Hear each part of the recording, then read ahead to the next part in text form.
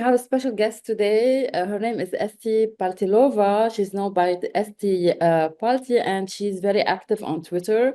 I followed her, and she was known for her Kamala Harris impressions. She's a comedian, political activist, and health advocate. Esti, you are most welcome on the Capital Show. Thank you for having me, Maria. Nice to meet you. Are you still doing the impression of Kamala? Do you? Yeah, every time she pops up, I start getting the phone calls again from the radio to the content creators. Let's collaborate. She did a speech. So, Mhm. it's not as often, but she's definitely still relevant. What is your 2025 actions about her? Do you have any creativity ideas? If you want to say hi to our audience now, how you can say it? Welcome. Welcome to the Capitol. You're amazing. So you highlight also anti-Semitism issues. So can you tell us more about your position and your political activism? Sure. So, I have a platform that I grew mainly from comedy, Mm-hmm. but I've addressed a lot of the anti-Semitism on the rise after October 7th. Mm-hmm. And I've used my platform kind of to just, spread light on a lot of the propaganda that we face, a lot of the hatred. Um, if this was about land, Jews wouldn't be attacked in the street and Jews wouldn't be, they're being attacked all over the world. So if Yeah, this was about land, they wouldn't be slaughtered before 1948, which they very much have been throughout history. So there's a lot of, misinformation out there, and it's very difficult to battle. And if you think about the amount of Jews that we have left around the world mm, versus the growing Muslim population, it doesn't make sense when we're being called the ones that are committing an act of genocide. There's not many of us left, and the few that do have a voice, I implore them to use it. So, personally speaking, for 2025, for every year it varies. There's a lot of things that I like to touch on with anti-Semitism. But there is an election coming up in New York City, yeah. and it's for the mayor. There's going to be a mayor and a governor's election later on. And the second front runner behind Governor Cuomo Mm-hmm. would be Moman Zahmani. And he is, very critical of Israel, very pro-Palestine. And, it gets convoluted. Are you pro-Palestine really for the people, or is this a pro-Hamas movement? And he's very radical. He's a democratic socialist, and he would be very dangerous for the Jews in New York. So currently, right now, I'm imploring everyone to try to go and be involved in the primaries to make sure that we get someone like this voted out because he would be a nightmare. I mean, this is Kamala Harris times 100. He's very, very radical to the left, and there's no room for extremism. There's no room for anti-Semitism in the world. I genuinely can't believe we're seeing such a rise of it, especially here, the universities. Yeah, It's a big stain on history as well, because these universities used to be very accredited, they used to be very respected, and now we realized, they were being funded by Qatar, and there's been an agenda, and it's been very successful. So I try to do my best in raising awareness of that. yeah. How do you see Trump reaction toward students and people who are not here for study only? They are here for to raise anti-Semitism sentiment. So, how do you address the return of President Trump 2025 and his policies toward these issues you are talking about? He has been very aggressive on this issue, and I think it's very necessary. The Biden-Harris administration, they said they were pro-Israel, but their actions spoke very differently. They Mm, were trying to kind of play both sides. It was like they had to say they were pro-Israel, but they weren't addressing any of the issues that people faced on the universities, which emboldened a mm, lot of the people to get worse. They created more violent protests. They started taking over buildings. There was crimes committed, assault. This is unacceptable, and it kept getting worse because they are getting emboldened. Trump swooped in, immediately started threatening to hold funding from these universities so that they start Fight acting harder. accordingly. Yeah. He really truly uses the art of the deal. He exerted his power necessarily, and he started deporting the people that have terrorist ties.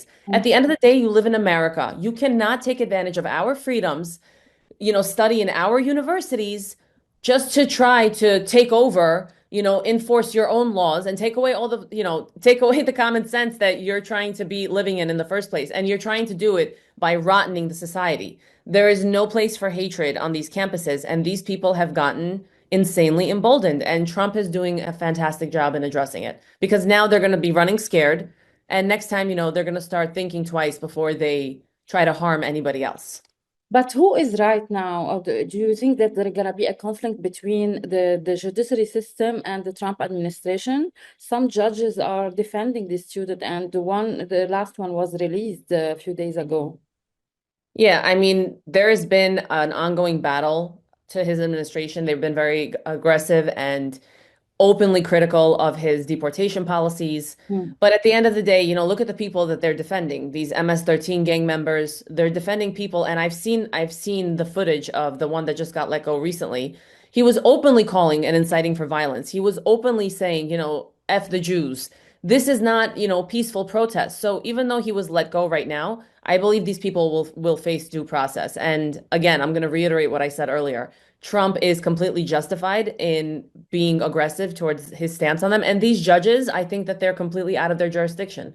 At the end of the day, they're sitting there telling Trump that he's committing a crime, but not by not letting these people have due process. But they were totally okay with taking American citizens on January 6th and throwing them into Yeah, prison yeah. for years on end with no due process. So, you have to, which leg do you want to stand on here? You're either here or you're here. But once again, the Democratic left, especially, do as we say, not as we do. And they constantly do this. So the judges is just it's another shrill. And I believe Trump is moving forward on his agenda either way, whether the judges get involved or not. Yeah, what about censorship? I knew you faced some challenges. You were banned on TikTok. So in 2025, after 100 days of Trump, do you face some like threats, or you keep your voice very well heard?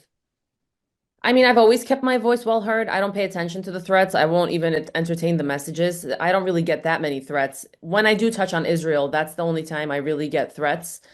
This movement is, it's very mob-like, and they have no idea themselves what they're really standing for. They scream globalize the Intifada, but they're in New York, and they were born and raised here like these white liberal college students who have no idea what they're saying. So I don't pay attention to them. They're completely irrelevant, insignificant, and this is a movement for them to feel important. That's all it is. And I mean, right now they're probably the same people that are rooting for China during the tariff war. It's ridiculous. They don't know what they're saying. So I don't really pay attention to that. I just Do you think continue. do you think they are not knowing what they're saying, or there is like a movement supporting them, like Soros movement or the money from this leftist? There's definitely money involved to some extent for some of them. I know that there have been organized protests in the past. I believe that most of them aren't there because they're actually pro-Palestine, or they're actually, they're built off of rage and emotion. We Mm. have a mental health epidemic in America, sadly. And when I see these young kids and at these protests, I don't think they even realize themselves what they're saying. Because if they understood what globalize the Intifada meant, they probably wouldn't be shouting it from their own lungs. Like I said, this is a psychological issue. It makes them feel significant, important, because there's no values at home. There's no values when their life is based off of social media and fake validation and narcissism. So we have a real big crisis in that aspect because these people can vote. Once they turn 18, they do have some kind of power and influence, so they can vote. So that's why we have to just continue educating and continue trying to talk to them and raise awareness on what is mental illness and what isn't. We're still in the middle of fighting the trans agenda to get it out of our women's sports, get it out of schools. It doesn't belong there. You can do whatever you want, but these people, they will fight you to the death. And it's not even, something that it's like a trend for some of them. For some of them, it's just something that's popular. Some of these celebrities, they push this agenda. So there are so many things that are tied into it. We just have to continue making our voices heard. I did want to correct you. I never got banned off TikTok. I did have issues with censorship on TikTok. Mm. For the most part, they've been very unfair. When the election was at its absolute prime, I was hitting viral videos in the millions, especially across TikTok. They've always tried to suppress my videos. When the election happened, I feel like it was just too powerful for them to suppress it any longer. But when it came to getting paid, the videos would be up, they would be doing fine. They're bringing viewers to the page, to the platform. And a few days before payment, like even one day before payment, they would disqualify a bunch of the videos I was supposed to get paid for. It's all No up. reason. They would just sit there and say, it doesn't meet our community guidelines. Here, you can appeal. You press a button to appeal, and they come back in one day and they say, sorry, your appeal didn't go through. It's robbery. Yeah. So what I personally have done is I shifted my focus. I came to platforms like X. I started, hanging out mostly over there. I built a great community there. a lot of patriots, a lot of like-minded people, and it's mostly like Kamala Harris would say, it's mostly middle class. I come from a middle class family myself. That's So, so I shifted my focus. At the end of the day, I can't be somewhere that I'm not respected and yeah. celebrated. We bring creators have to be respected on these platforms. We're bringing business to them at the end of the day. So, if Yeah. they don't want to play fair, there's plenty of other platforms that do. Do you follow any foreign affairs issues? Like President Trump is heading to the Middle East. He's gonna visit Saudi Arabia and UAE, and he's doing great in the supposedly there is a negotiation with Iran. Do you have any point of view or an opinion about this administration foreign affair policy? I believe that his strategy and approach is correct with foreign policy because he genuinely is trying to maintain peace. I don't, people have to stop getting fear-mongered by the journalists and by mainstream media because he's always been clear about the fact that we shouldn't be in this war. We should not have been in that war. There's, we need to de-escalate all of this that's been happening. And all we see in the mainstream media is the complete opposite. They're gaslighting us as if we don't know where we live. But we just came out, we were just entered in two proxy wars under the Biden-Harris administration. Trump has been very adamant in trying to end the war in Ukraine. He's been adamant about ending the conflict with Gaza. And a lot of people don't like his strategy, don't like his approach. I personally think it's working. We see day by day he tackles every single thing that he said he's going to tackle. But some of the things are going to take time. So I support him. I think he fought and got this far. I'm not, and I'm not in support of everything he does and everything he says. He said he would fix the war in one day. This is Trump. This is his style. We have to address it as it is. He's never been shy of his personality. And Yeah. I think that that's very refreshing. I didn't, politicians are fake and he's not a politician. He's a businessman and he's conducting this in a very successful way so far. And in 100 days, he did a lot. So it was like intensive agenda. So, yes, Very. so yesterday I was at the U.S. Capitol Visitor Center and I witnessed the awarding of the Metropolitan Andrei Sheptytsky. It's medal. It's like from Ukraine for Bernard Henley Levy. And Bernard, he was in Ukraine during the war. He is on the ground.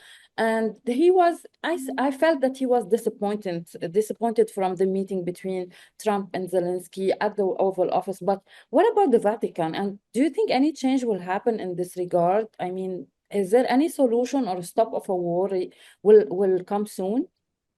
Well, when it comes to Ukraine, I do believe I read yesterday that we did come to a minerals agreement. There's going to be an exchange of minerals to assist them. At the end of the day, the USA, I don't believe that we should be assisting to this extent in other countries' foreign affairs.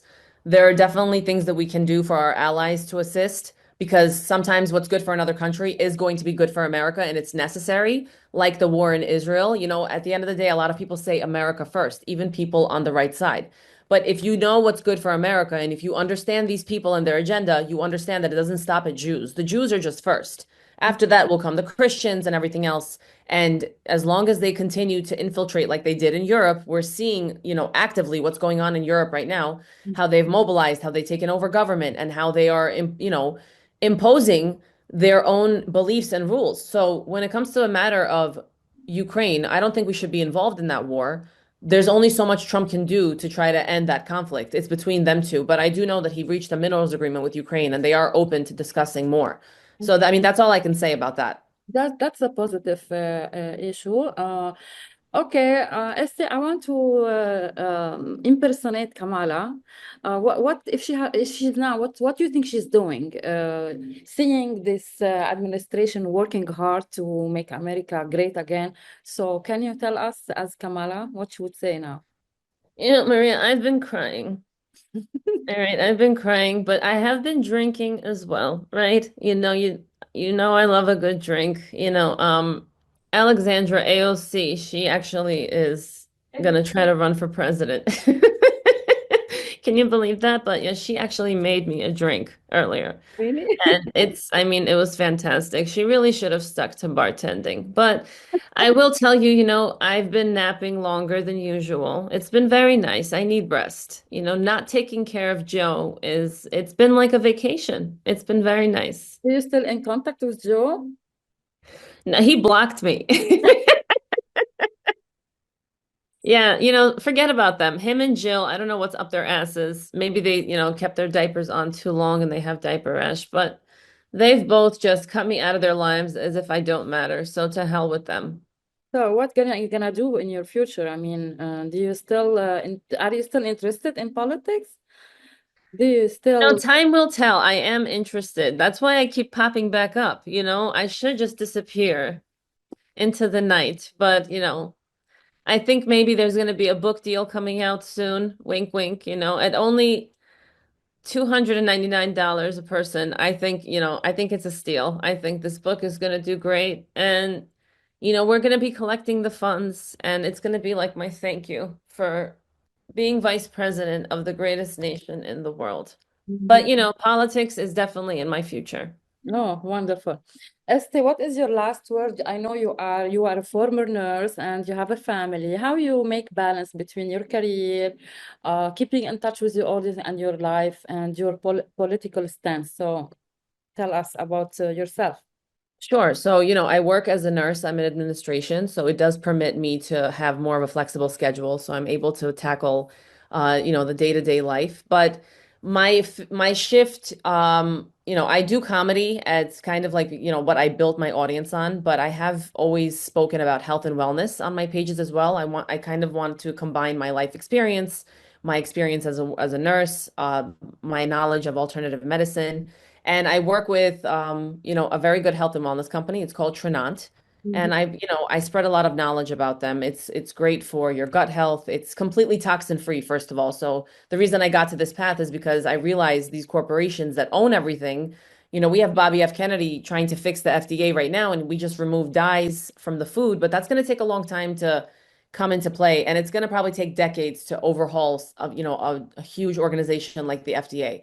We have Yeah, a lot of toxic ingredients, yeah. and The we market. have, chronic inflammation in our bodies. And I've seen it as a nurse, and we really have a poor healthcare system. We have a healthcare system that really slaps band-aids. They just, big pharma, they're prescribed medication and nothing works. So I offer the alternative of, optimize your health. Whatever it is that you're doing, at the end of the day, you have to be dieting and exercising to some degree. But the supplements that I have worked with, I've seen the testimonials from them, and it's nothing short of miraculous. Mhm. So I'm very passionate about that project. I talk about it a lot. I've been talking about it on X lately. So I'm really just trying to spread that knowledge. And I balance it as best I can. When the current events pop up, I'll jump on, I'll discuss them. And I just try to, balance the health and wellness business, balance nursing, balance mom life, wife life, just day to day. Yeah, that's wonderful. Thank you for your work and your achievements, Esti. We hope we can have you more and more on our show. Thank you so much for being with us. Thank you, Maria. Thank you for having me.